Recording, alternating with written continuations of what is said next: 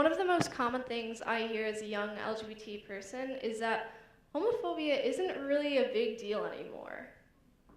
Yes, in a way, that's true. Things are 1,000 times better than they were 20 years ago. Gay people now have the right to marry, and schools are becoming safer and safer. But the fight is far from over, especially for young people.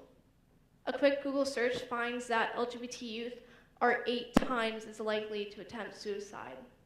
8 times. That is a terrifying and honestly unacceptable statistic to me. We, and by we I mean all of us, have to work harder to address the problems that are causing this. So let's talk about the ways in which homophobia and transphobia are perpetuated. I'm going to start with media, but first, an exercise. Alright, raise your hand if in 5 seconds, and I'm going to count down. You can think of, just in your head, 3 straight television characters. Alright, ready? 5, 4, 3, 2, 1. Alright, keep them up, if you did it. Nice, so a lot of you, congrats, you won. Okay, next, I'm going to change that up a bit. Raise your hand if in 5 seconds you can name 3 gay characters from television. 5, 4, 3, 2, 1. Okay, so still a good amount of you. Nice. All right. Raise your hand, and this one's a doozy, if you can name 3 transgender characters from television. 5, 4, 3, 2, 1.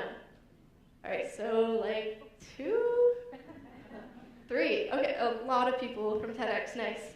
Okay. So there's a ridiculously small amount of representation out there for LGBT people, transgender people especially.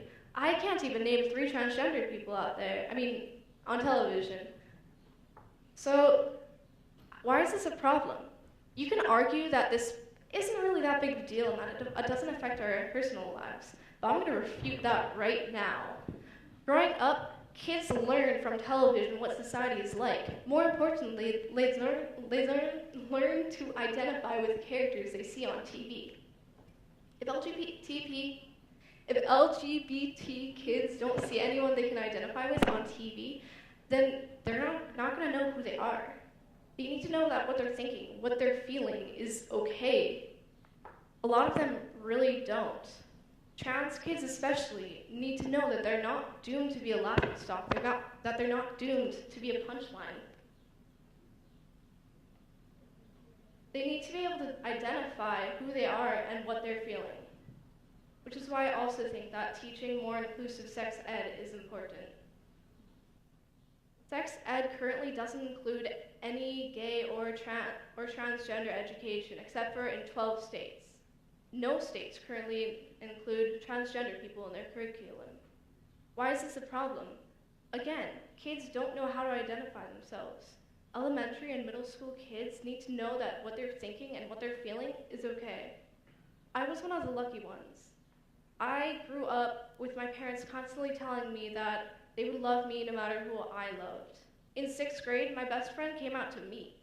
That was super lucky on my part, if I'm gonna be honest. Some kids aren't like this though. Too many kids are growing up hating themselves. This is a huge problem that we need to address. Further on in the sex ed curriculum in high school when they're teaching about STIs, they need to include gay people in the discussion. It could save lives. Their incomprehension to do this shows from the fact that young LGBT men make up the largest group affected by HIV/AIDS. They make up 72% of new infections of people aged 13 to 24. 72%. Teaching more inclusive sex ed will save lives in many ways.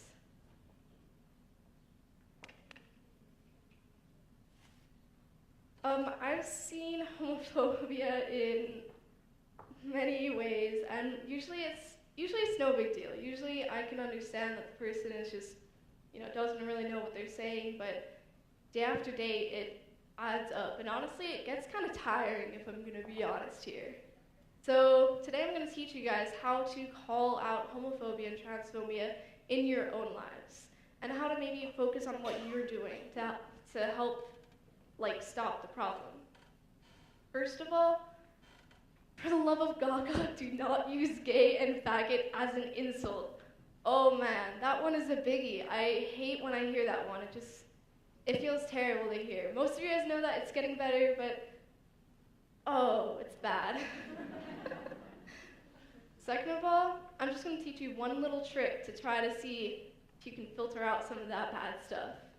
So just think, would I be reacting this way? Would I be doing this if we were having a discussion about left-handed people instead of LGBT people? For example, in class, I was joking with my gay friend, we should start a gay cult. We should take over the world. It was just a joke. It was a harmless, joke, really. But I saw the weird looks from the, straight people around me, and I was like, okay. So just think, would they have acted the same way if I was just joking around with a left-handed friend? We should start a left-handed cult. Left-handed people should take over the world. I personally don't think they would have. So the only other remaining way that you can be accidentally homophobic or transphobic in your own life is by ignorance. And that one's really easy to fix. So real quick, lesson time. Most people know what straight means. Most people know what gay means. By the way, gay is an umbrella term, so I call myself gay even though, I'm still into boys. Okay. Bisexual and pansexual. Most people know that one, but here's a quick thing. Bisexual and pansexual means you have the potential to be attracted to people of any gender. Okay, done with sexual orientation. Gender orientation. So gender, first of all, has nothing to do with body. Gender is what you are on the inside.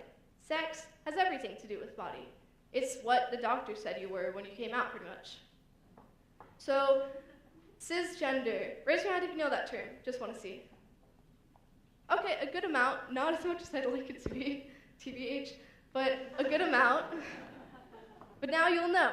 Cisgender, or cis, means what most of you are. It means that your gender identity matches what the doctor said. So your gender matches your sex. Now you know. Transgender is the opposite of that. It is an umbrella term to mean that your gender just doesn't match exactly with your sex. Trans woman is like Laverne Cox out there, like that killer girl. Trans woman means someone who is born male but is actually female. That would be Laverne Cox. Trans man is the opposite of that. And then, news break, people, there are in fact more than 2 genders. Yeah, they're called non-binary, and I'm not going to go into that. I'm just going to end this up. So just to finish, first of all that you have to do is just understand that homophobia and transphobia is still a huge problem today. Second of all you have to do to help is just listen to us. Listen to our stories. Listen to us when we say that we're uncomfortable. Listen to us when we're calling you out on something, most importantly. Just listen. That's all it takes. Thank you.